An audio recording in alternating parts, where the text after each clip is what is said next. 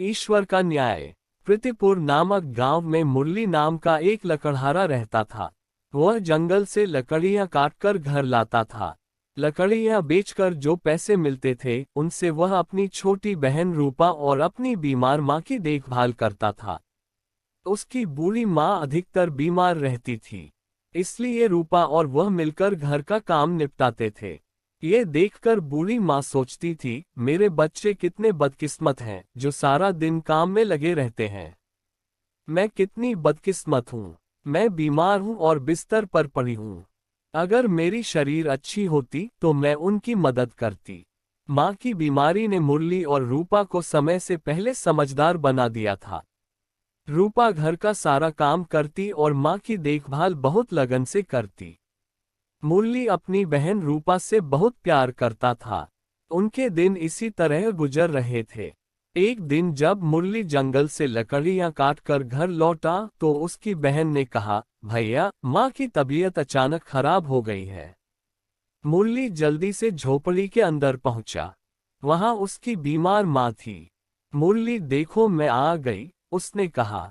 अचानक माँ ने अपनी आंखें खोली। उसने दोनों बच्चों को बड़े प्यार से देखा। फिर किसी तरह अपने दर्द को दबाते हुए बोली, मेरे बच्चों, लगता है मेरा अंतिम समय आ गया है। ऐसा मत कहो माँ, तुम हमें कैसे छोड़ सकती हो? मुरली बोला, अरे, जीवन और मृत्यु पर किसका वश है? केवल भगवान ही हमें इस दुनिया में भेजता है और जब उसे उचित लगता है वह हमें अपने पास वापस बुला लेता है। माँ ने बोली, नहीं माँ, नहीं, मैं तुम्हें मरने नहीं दूंगा। मुरली ने कहा। ये सुनकर माँ ने उसकी तरफ देखा और कहा, मुरली बेटा, अपना हाथ मेरे सिर पर रखो। मुझसे वादा करो कि तुम अपनी बहन रूपा को ऐसे ही प्यार करते रहोगे और मेरे बाद हमेशा उसका ख्याल रखोगे और उसे कभी दुखी नहीं होने दोगे। तुम मुझसे वादा करो कि अब मैं चैन से मर सकता हूँ। ये कहते हुए माँ ने हिचकी ली और अगले ही पल उनकी गर्दन लुढ़क गई। दोनों बच्चे रोने लगे। रूपा और मुरली की तो मानो पूरी दुनिया ही छिन गई। उनकी प्यारी माँ उनसे दूर चली गई। मुरली ने बड़े दुखी मन से माँ का अंतिम संस्कार किया। वह सोच रहा था, मुझे क्या पता था कि आज जो लकड़ियां मैं जंगल से काटूंगा उनसे माँ की चिता जलेगी। माँ की मौत के बाद मुरली झोपड़ी में उदास पड़ा रहता था। वह जंगल में लकड़ियां काटने भी नहीं जाता था।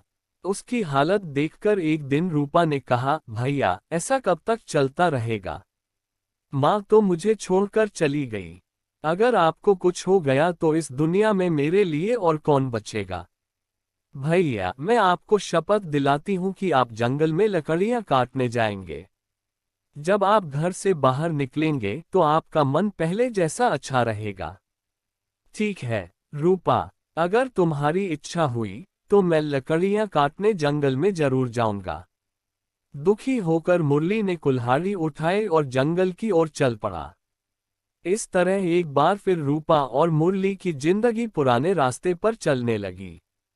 एक शाम जब मुरली थका हुआ घर लौटा तो उसने कहा, रूपा, आज मैं बहुत थक गया हूँ। ये कहते हुए मुरली बिना हाथ मुंह धोए ही बिस्तर पर गिर पड़ा। ये देखकर रूपा मुस्कुराए और बोली, भैया, मेरी बात सुनो, अब तुम्हें शादी कर लेनी चाहिए। रूपा, तुम क्या कह रही हो? भैया, जब तुम शाम को थके हारे घर वापस आओगे तो भाभी तुम्हारे पैर मालिश करेगी। वो हम दोनों का अच्छे से ख्याल रखेंगी। रूपा, तुम्हारा सुझाव बहुत अच्छा है, पर हम गरीब हैं। कौन अपनी बेटी को मेरे साथ शादी कराएगा? मेरी मासूम बहन, इसके बारे में दिवा स्वप्न देखना बंद करो। ये भी कोई बात है भैया? किसने कहा कि गरीब लोग शादी नहीं करते? गरीब लोग भी तो शादी करते हैं। फिर तो तुम्हें भी शादी करनी पड़ेगी। यह मेरी जिद है। मुरली बोला, ठीक है मेरी बहन, जैसे ही मुझे कोई योग्य लड़की मिल जाएगी मैं उससे शादी कर लूंगा। इस घटना को अगले दिन मुरली लकड़ी काटने जंगल में गया था। तभी उसने किसी के रोने की आवाज सुनी। वह आवाज सुनकर चौंक गया और सोचने लगा, यह क्या है? तो ये एक औरत के रोने की आवाज है। मुरली उस दिशा की ओर बढ़ने लगा जहां से रोने की आवाज आ रही थी। कुछ दूर जाने के बाद उसे नदी के किनारे बैठी एक औरत दिखाई दी, जो लगातार रो रही थी। मुरली उस कन्या के पास गए और बोले, तुम कौन हो और इस जंगल में बैठकर क्यों रो रही हो? मैं बहुत अभागी हूँ, उसने कहा। तब मुरली ने कहा, मेरा सब कुछ इस जंगल में लुट गया। जो भी दुर्घटना तुम्हारे साथ घटी, मुझे विस्तार से बताओ, शायद मैं तुम्हारी कुछ सहायता कर सकूं। वह लड़की फिर कहा, मेरा नाम प्रीतिका है। मैं अपने माता पिता और भाई के साथ इस जंगल से गुजर रही थी। मेरे भाई ने इस नदी में स्नान करने की जिद की। उसकी जिद को स्वीकार करते हुए मेरे माता पिता ने उसे नदी में स्नान करने की अनुमति दे दी। जैसे ही मेरा भाई नदी में उतरा तो वह डूबने लगा। मेरे माता पिता उसे बचाने के लिए नदी में उतर गए, लेकिन उनके साथ भी यही हुआ। मेरी आंखों के सामने मेरे माता पिता और भाई तीनों इस नदी में डूबकर मर गए। तुम्हारे साथ बहुत बुरा हुआ, मुरली बोला। प्रीतिका की दैख भरी कहानी सुनकर वह दया से भर गए। अब इस संसार में मेरा कोई नहीं है। मैं कहाँ जाऊं, किसके पास जाऊं? मुरली सोचने लगे, ये युवती अनाथ है, सुंदर है और गरीब स्त्री भी है। यदि मैं इसके समक्ष विवाह का प्रस्ताव रखूं तो कैसा रहेगा? ये सोचकर उसने झिझकते हुए प्रीतिका से कहा, प्रीतिका, तुम चाहो तो मेरे साथ मेरे घर चल सकती हो। तब प्रीतिका ने कहा, लेकिन लोग क्या कहेंगे? इतने कम उम्र के लड़के के घर में एक कम उम्र की लड़की कैसे रह सकती है? इसलिए तुम मुझसे शादी कर लो। हाँ प्रीतिका, मुझसे शादी करके तुम मेरे घर की मालकिन बनकर आराम से मेरे साथ रह सकती हो। तुम्हें मेरा प्रस्ताव स्वीकार है? प्रीतिका ने कहा, नहीं। उसने कुछ देर सोचा और फिर स्वीकार कर लिया। फिर मुरली प्रीतिका को अपने घर ले गया। उसकी बहन रूपा बोली, भैया, यह आपके साथ कौन है? तब मुरली बोला, यह आपकी होने वाली भाभी है। इसका नाम प्रीतिका भाभी है। हाँ रूपा, तुमने कल भाभी के लिए कहा था और आज मैं तुम्हारे लिए भाभी लेकर आया हूँ। वह बहुत अच्छी है। तब रूप बोली, भैया रुको, मैं आरती की थाली सजा कर लाती हूँ। पहले मैं भाभी की आरती उतारूंगी और उन्हें गृह प्रवेश करवाऊंगी। फिर बहुत ही साधारण समाज में बहुत जल्द प्रीतिका और मुरली का विवाह हो गया। जिसने भी प्रीतिका को देखा, उसने मुरली की किस्मत की सराहना की। मुरली बहुत भाग्यशाली है कि उसे इतनी सुंदर बहू मिली है। मुरली अब अपने छोटे से परिवार के साथ बहुत खुश थी। उसने सोचा, भाभी और भैया कितने अनुकूल हैं, कुछ और तो तय था। एक दिन प्रीतिका ने मुरली से कहा, अरे रूपा बड़ी हो गई है, क्या तुम उसके विवाह के बारे में नहीं सोचोगे? मुरली ने कहा, रूपा का विवाह तो होना ही है, पर वह मुझे अपने प्राणों से भी अधिक प्यारी है। मैं उसे अपने से दूर नहीं रख सकती। प्रीतिका ने कही, तुम्हारा क्या मतलब है? मुरली ने कहा, मैं चाहती हूँ कि रूपा से विवाह करने के बाद हम उसके पति को भी अपने पास रखेंगे। रूपा हमेशा मेरी आंखों के सामने रहेगी। ये बड़ा अजीब विचार है। प्रीतिका अपने मुरली की बातें सुनकर हैरान हो गई और रूपा के प्रति उसके मन में कटुता पैदा हो गई।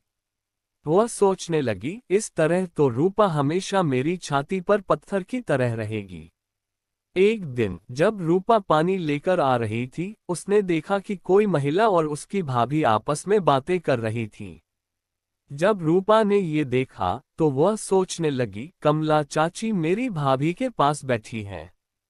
चाची अपने चुलबुले स्वभाव के लिए पूरी दुनिया में प्रसिद्ध हैं। शायद वह अपनी भाभी को कुछ सिखा रही होंगी।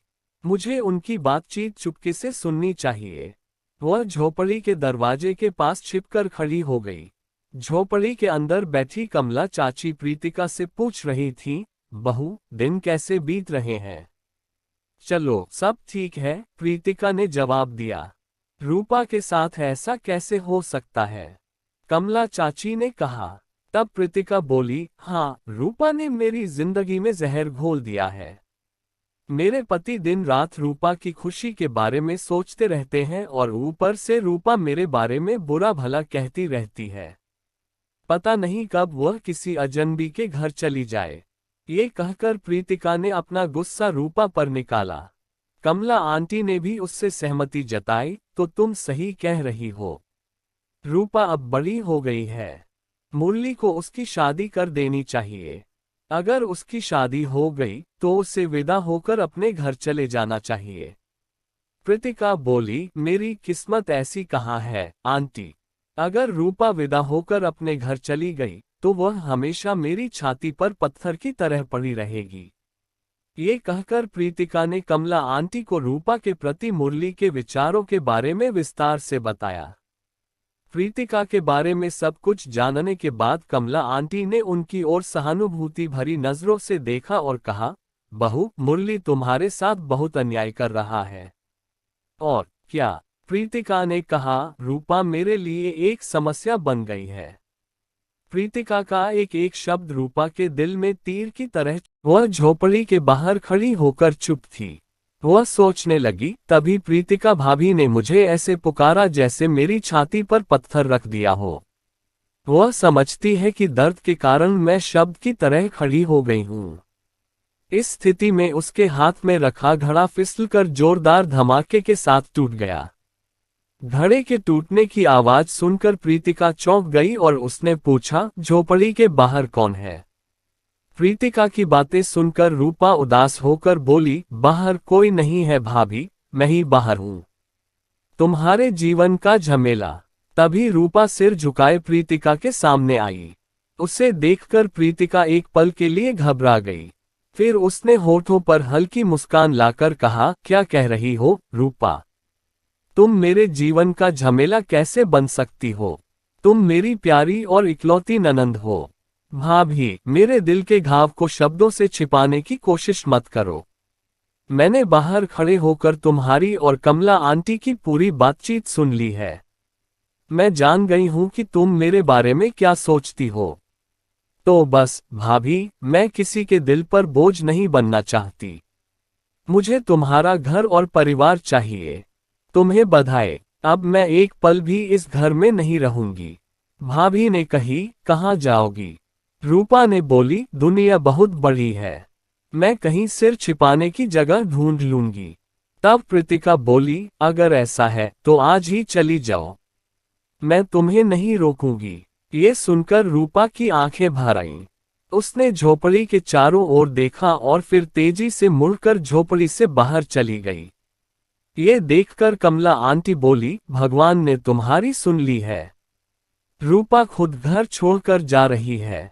प्रीतिका बोली, आंटी, आज मैं बहुत खुश हूँ। अब मैं पूरे घर पर राज करूंगी। रूपा चलती रही। उसके पीछे गांव छूट गए, लेकिन रूपा के पैर नहीं रुके। उसे लगा कि यह सब झूठ है। इस दुनिया में कोई किसी का नहीं होता। शाम को मुरली जंगल से अपने गृह क्षेत्र में आए और बोले, प्रीतिका, रूपा कहीं दिखाई नहीं दे रही है। तब प्रीतिका कहती है, वो जहां रहती है वहीं गांव में घूमती रहती है। घर के काम में उसका मन नहीं लगता। मुरली ने अपनी पत्नी की आवाज में चाचाहाट पहचान लिया। मुरली को रूपा के जाने की बात बता दी। मुरली पर जैसे बिजली गिर गई। रूपा घर छोड़कर क्यों चली गई?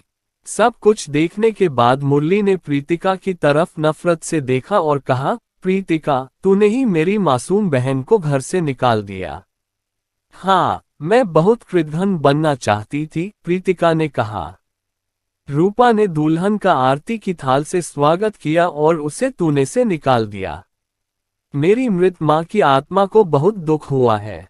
अब तुम अपना घर संभालो, मुरली ने कहा। मैं रूपा को ढूंढने जा रहा हूँ। हाँ, जब लौटूंगा तो उसे भी साथ ले आऊंगा, नहीं तो फिर कभी तुम्हारा चेहरा नहीं देखूंगा। ये कहकर मुरली रूपा की खोज में निकल पड़े। वे उसी दिशा में चलने लगे जिस दिशा में उनकी बहन गई थी। जब रूपा जंगल में एक आश्रम के पास पहुंची तो उसे अचानक चक्कर आया और वह जमीन पर गिर पड़ी तथा अचेत हो गई। कुछ देर बाद जब उसे होश आया तो उसके सामने एक ऋषि बैठे थे। मैं कहाँ हूँ? रूपा ने कहा। बेटी, अभी तो तुम पुरंदर ऋषि के आश्रम में हो। ऋषि ने कहा। तब रूप बोली, मैं यहाँ कैसे आ गई? बेटी, तुम हमारे आश्रम के बाहर अचेत पड़ी थी।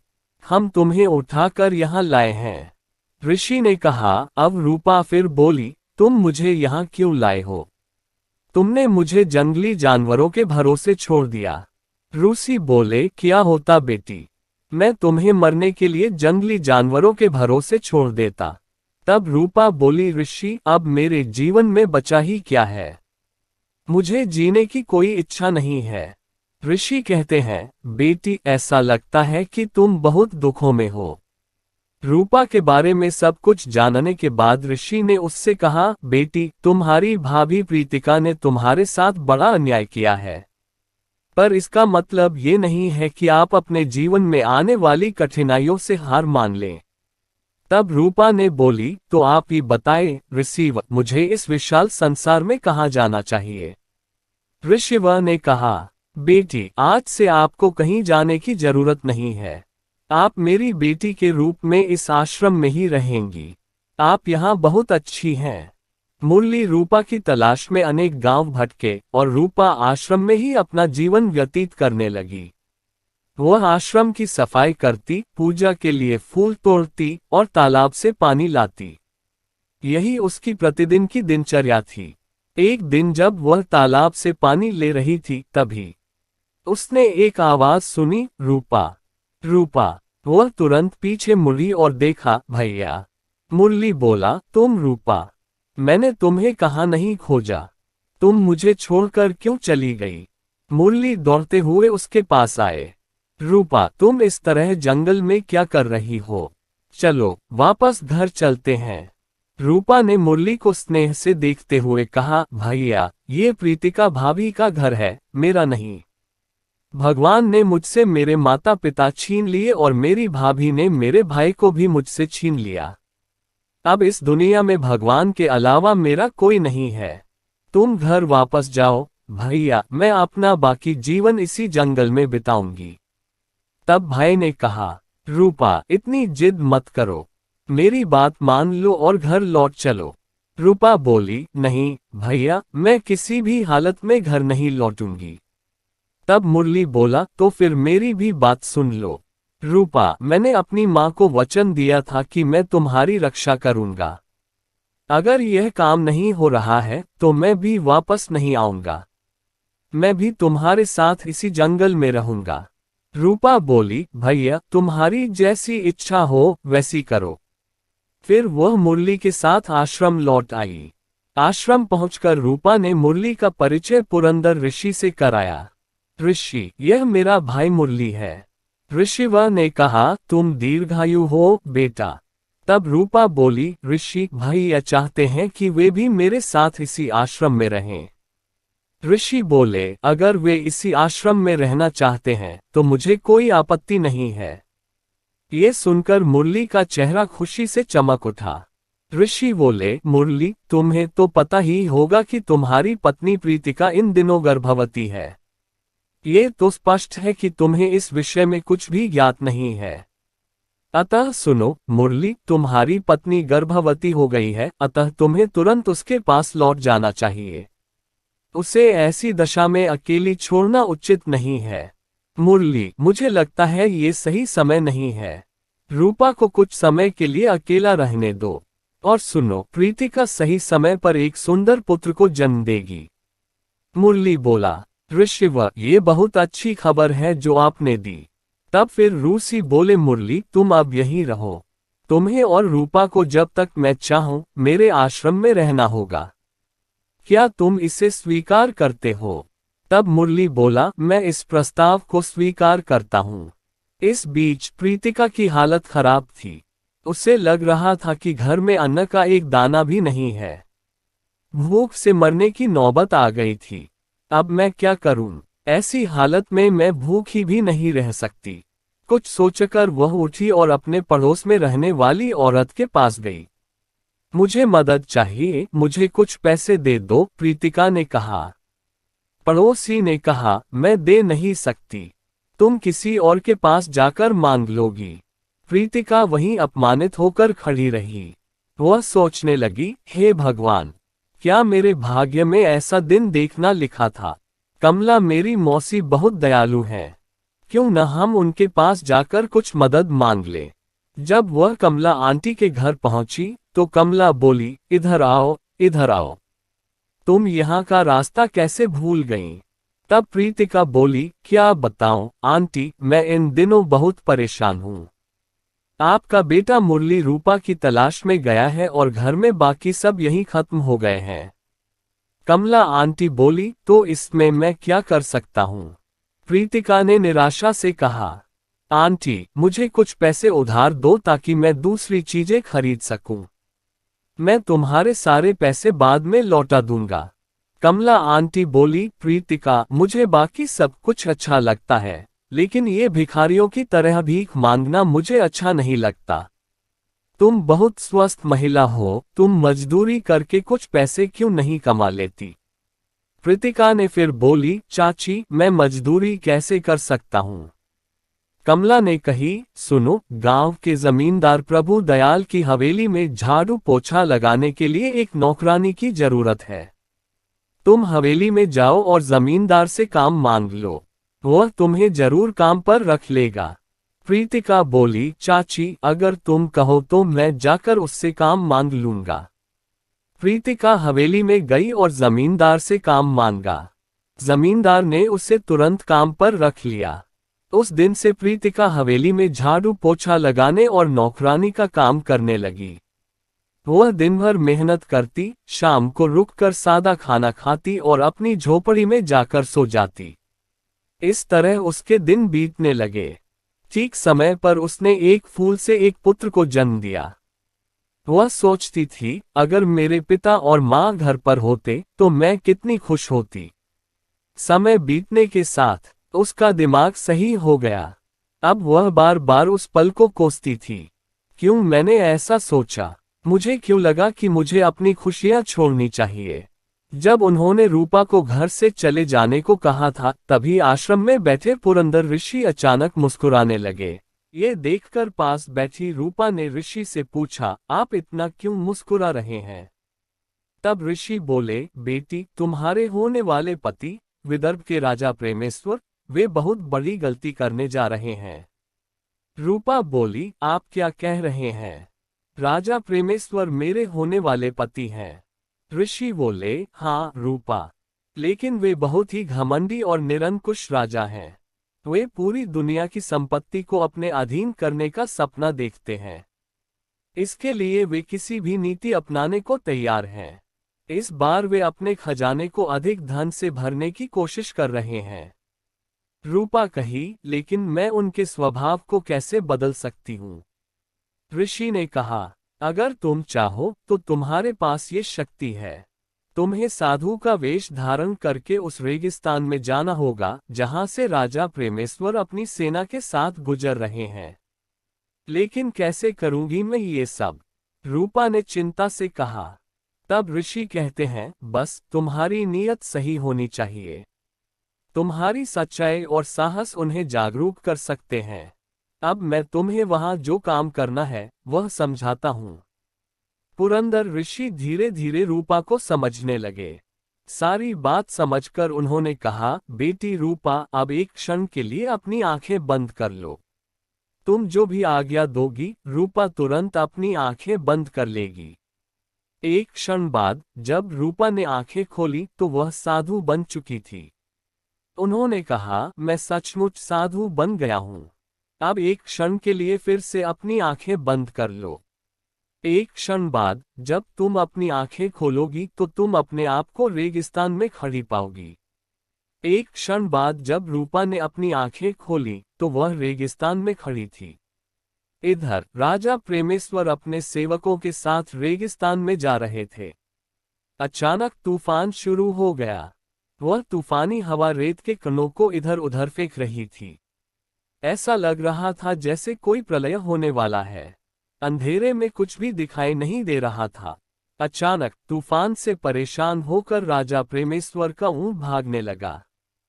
प्रेमेश्वर ने लगाम खींचकर उसे रोकने की बहुत कोशिश की, लेकिन वह ऊंट भागता रहा।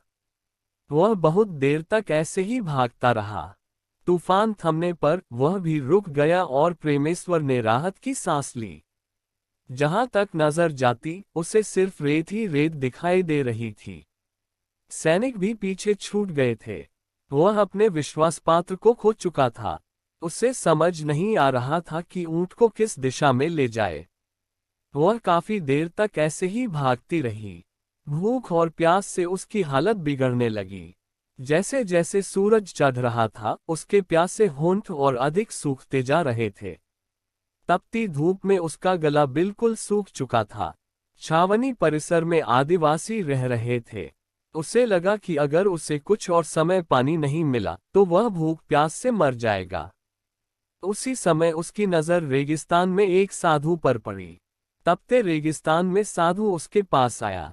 राजा प्रेमेश्वर ने कहा, साधु बाबा, मैं विदर्भ का राजा प्रेमेश्वर हूँ। मैं इस रेगिस्तान में खो गया हूँ। उस राजा प्रेमेश्वर की धन की भूख कभी शांत नहीं हुई थी। प्रेमेश्वर ने लज्जित स्वर में कहा, हाँ साधु बाबा, लेकिन इस समय मैं संकट में हूँ। प्यास के कारण मेरा गला सूख रहा है। क्या आप मुझे कोई ऐसा स्थान बता सकते हैं जहां मुझे पीने के लिए पानी मिल सके?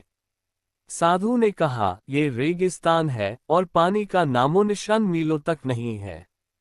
लेकिन अगर तुम चाहो तो मेरे कमंडल में थोड़ा पानी है। राजा प्रेमेश्वर ने विनती करते हुए कहा, साधु बाबा, मुझे थोड़ा पानी दे दो और मेरी जान बचा लो। मैं तुम्हारा यह एहसान कभी नहीं भूलूंगा। इस रेगिस्तान में पानी की एक एक बूंद बहुत कीमती है। मैं तुम्हें ये जल ऐसे ही नहीं दे सकता। साधु ने गंभीर स्वर में कहा, पहले ये बताओ, जल के बदले तुम मुझे क्या दोगे? राजा प्रेमेश्वर ने घबरा कर कहा, अभी मेरे पास ये बैल और हीरे मोती के आभूषण हैं। मैं वह सब तुम्हें दे दूंगा। बस तुम मुझे जल्दी से जल दे दो और मेरे प्राण बचा लो। साधु ने एक तीखी मुस्कान के साथ कहा, इस जल की यही एक कीमत चुकानी होगी। अभी तुम्हारे पास और कुछ नहीं है, पर विदर्भ पहुंचकर जो चाहूंगा वह मुझे दोगे। राजा ने हिचकते हुए कहा, हाँ, पर तुम मुझसे क्या चाहते हो? साधु ने दृढ़ता से कहा, तो सुनो, इस प्यास को बुझाने के बदले मुझे तुम्हारा राज्य और खजाना चाहिए। हाँ कहो। राजा प्रेमेश्वर साधु की बात सुनकर कुछ देर तक सोचते रहे, पर प्यास से मरने का ख्याल उन्हें भयभीत कर रहा था। उन्होंने अंततः कहा, ठीक है, मैं तुम्हें सब कुछ देने को तैयार हूँ। ये सुनकर साधु मुस्कुराए और जल का घड़ा प्रेमेश्वर को दे दिया। राजा ने तुरंत एक घूंट में सारा जल पी लिया। जल बहुत ठंडा और मीठा था। उसे पीकर प्रेमेश्वर ने तृप्ति की सांस ली और कहा, आपके घड़े का जल जल अमृत नहीं है। उसे पीकर मैं पुनः जीवित हो गया हूँ। मैं आपका बहुत बहुत धन्यवाद करता हूँ साधु बाबा। साधु ने राजा की बातें सुनी तो उनके चेहरे पर गुस्सा छा गया। उसने क्रोध में कहा, साधु, अब मैं नहीं, तुम ही हो। मैं विदर्भ का राजा हूँ। तुमने विदर्भ के राजा को साधु कहने की हिम्मत कैसे की? अरे, तुम तो साधु हो, तुम एक भी कौड़ी के मालिक नहीं हो। आपके पास तो एक कुली भी नहीं बची। राजा प्रेमेश्वर ने नम्रता से कहा, साधु बाबा, इस मूर्ख को क्षमा कर दीजिए। मुझसे सचमुच बहुत बड़ी भूल हो गई है। आप सही कह रहे हैं, मैं वास्तव में साधु हूँ और आप राजा हैं। साधु हंसने लगा। प्रेमेश्वर ने आश्चर्य से उसकी ओर देखा और कहा, इस उजाड़ रेगिस्तान में आपको हंसने की क्या बात मिल गई? साधु ने हंसते हुए कहा, मैं तुम पर हंस रहा हूँ। हाँ, मुझ पर और तुम पर भी। तुमने धन, सोना, चांदी, महलों के पीछे अपना ईमान छोड़ दिया। हजारों लोगों का खून बहाया, अपनी प्रजा पर अत्याचार किए, तब जाकर तुमने ये धन इकट्ठा किया, पर इस धन का मूल्य क्या था? क्या इसलिए तुमने लूटपाट की? क्या इसलिए तुम अपनी प्रजा के विरुद्ध रोए? साधु के वचन सुनकर प्रेमेश्वर पत्थर के बुत की तरह खड़ा रह गया। उसका दिमाग घूमने लगा। वह सोचने लगा, साधु महाराज सत्य कह रहे हैं। मुझे वापस जाकर अपनी प्रजा के दुख दर्द को समझने का प्रयास करना चाहिए। उनके जीवन पर मरहम लगाना चाहिए। साधु ने कहा, अपने बचे हुए दिनों का उपयोग प्रजा के कल्याण के लिए करो। उस धन को राजकोष की अंधेरी कोठरी में बंद करके मत रखो, बल्कि उसका उपयोग अच्छे कार्यों में करो। यही तुम्हारा प्रायश्चित होगा। प्रेमेश्वर ने सिर झुकाकर कहा, ठीक है साधु बाबा, आप जो कहोगे मैं वही करूंगा। तभी उसके सैनिक उसे खोजते हुए वहां पहुंच गए। सेनापति ने आगे बढ़कर पूछा, महाराज आप कहाँ चले गए थे? हमने आपको बहुत खोजा। प्रेमेश्वर ने गंभीर स्वर में कहा, सेनापति अब हम आगे नहीं बढ़ेंगे, हम विदर्भ लौट जाएंगे। जैसी आपकी आज्ञा होगी महाराज, सेनापति ने सिर झुकाते हुए कहा। प्रेमेश्वर ने साधु से विनम्रतापूर्वक कहा, साधु महाराज हम आपसे प्रार्थना करते हैं कि आप हमारे साथ चलें। कुछ दिन यहाँ रहकर हमारा आतिथ्य स्वीकार करें। हम आपके अनुरोध को अस्वीकार नहीं करेंगे। साधु ने सिर हिलाते हुए कहा, ठीक है राजन। इस समय प्रेमेश्वर और उनकी सेना विदर्भ लौट आई और रूपा भी साधु के साथ चली गई। विदर्भ पहुंचकर प्रेमेश्वर ने रूपा को राजसी अतिथि गृह में ठहराया और कहा, साधु बाबा आप यहाँ विश्राम करें, मैं जाकर आपके लिए भोजन की व्यवस्था करता हूँ। साधु ने मुस्कुराते हुए कहा, ठीक है राजन। रूपा लंबी यात्रा से थकी हुई महसूस कर रही थी। प्रेमेश्वर ने अपने सेवकों से कहा, हम जाकर साधु महाराज को भोजन के लिए बुलाएंगे। ये कहकर प्रेमेश्वर अतिथि गृह की ओर चल पड़ा। जब वह वहां पहुंचा तो उसने देखा कि रूपा अपने असली रूप में वहां मौजूद थी। राजा ने आश्चर्यचकित होकर उसे देखा और सजना संवरना शुरू कर दिया। उसने अविश्वास में पूछा, ये कैसे संभव है? आप कौन हैं, सुंदरी? आप कहाँ से आई हैं और साधु महाराज कहाँ हैं? रूपा ने हंसते हुए कहा, महाराज मेरा नाम रूपा है और मैं ही साधु बाबा हूँ। प्रेमेश्वर ने चौंक कर कहा, मेरा क्या मतलब है? मैं आपसे रेगिस्तान में साधु के प्रभाव में मिला था।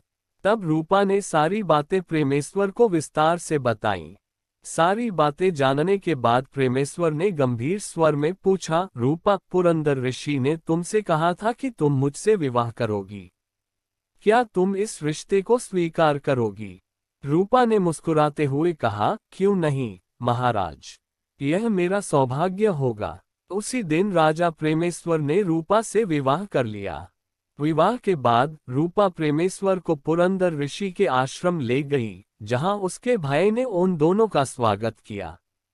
फिर वे तीनों पुरंदर पहुंचे। जब वे ऋषि के पास पहुंचे तो रूपा ने प्रेमेश्वर से कहा, राजन ऋषिव के चरणों में शीश नवाओ। राजा प्रेमेश्वर ने पुरंदर ऋषि के चरणों में झुककर प्रणाम किया और विनम्रतापूर्वक कहा, ऋषिव यह आपकी कृपा है कि मैं बुराई का रास्ता छोड़कर सही मार्ग पर चल सका हूँ। आपने रूपा को मेरे पास भेजा और मेरी आंखें खोल दी। पुरंदर ऋषि ने प्रसन्न होकर कहा, राजन मुझे खुशी है कि आपने सच्चाई को पहचान लिया। अब तुम दोनों अपने गांव प्रीतिका जाओ, जहां वह पश्चाताप की आग में जल रही है। महाराज आपकी आज्ञा अनुसार प्रीतिका यहाँ प्रीतिपुर में बहुत दुखी थी। वह सोच रही थी, हे प्रभु आप मेरा डैख कब दूर करेंगे?